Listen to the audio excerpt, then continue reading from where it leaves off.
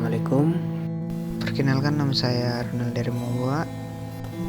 Baik, di sini saya akan menjelaskan tentang Permen nomor 86 tahun 2017 dan siklus APBD. Nah, selanjutnya apa itu Permen nomor 86 tahun 2017? Adalah peraturan tata cara perencanaan, pengendalian dan evaluasi pembangunan daerah. Tata cara evaluasi rancangan pembangunan daerah tentang rencana pembangunan jangka panjang daerah dan rencana pembangunan jangka menengah daerah, serta tata cara perubahan rencana pembangunan jangka panjang daerah, rencana pembangunan jangka menengah daerah, dan rencana kerja pemerintah daerah. Nah, ruang lingkup peraturan menteri ini meliputi yang pertama tata cara perencanaan, pengendalian dan evaluasi pembangunan daerah. Yang kedua tata cara evaluasi rancangan peraturan daerah tentang RPJ PD dan RPJ MD. Dan yang ketiga tata cara perubahan RPJ PD, RPJ MD dan RKPD. Nah, adapun pemerintah menyusun rencana pembangunan daerah dengan prinsip-prinsip meliputi yang pertama, merupakan suatu kesatuan dalam sistem perencanaan pembangunan nasional. Yang kedua, dilakukan pemerintah daerah bersama para pemangku kepentingan berdasarkan peran kewenangan masing-masing. Yang ketiga, mengintegrasikan rencana tata ruang dan rencana pembangunan daerah.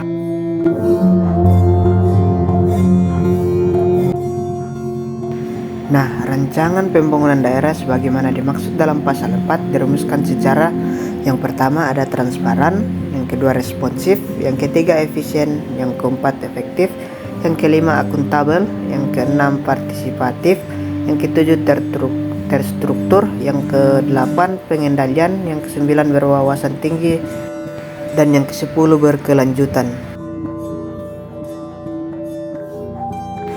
Nah, perencanaan pembangunan daerah yang berorientasi pada proses menggunakan pendekatan yang pertama teknokratik, yang kedua partisipatif, yang ketiga politis, dan yang keempat atas bawah dan bawah atas.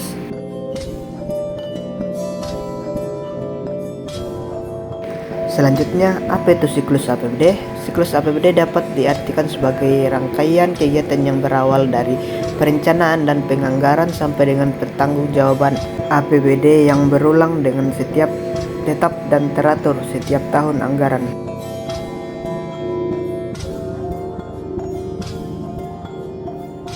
Nah, adapun siklus APBDN, yang pertama perencanaan, yang kedua penyesuaian, yang ketiga penetapan, yang keempat pelaksanaan, dan hingga yang terakhir yaitu pertanggungjawaban.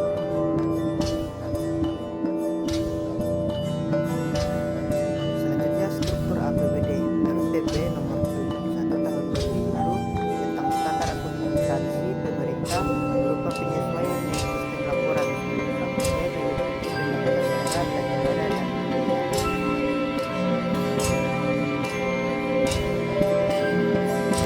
Selanjutnya, tujuan APBD menjadi acuan bagi pemerintah daerah terkait pendapatan dan pengeluaran belanja daerah. Yang kedua, mewujudkan keadilan dan efisiensi dalam pengadaan barang dan jasa. Yang ketiga, menetapkan prioritas belanja daerah dalam satu tahun. Yang keempat, sebagai bentuk transparansi dan akuntabilitas antar pemerintah daerah, DPRD, dan masyarakat.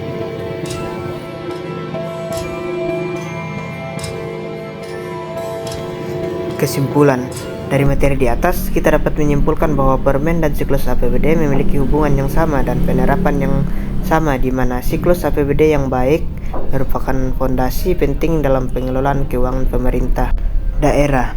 Langkah-langkah seperti partisipasi publik, perencanaan komprehensif, dan pengelolaan risiko, transparansi, pengawasan, kepatuhan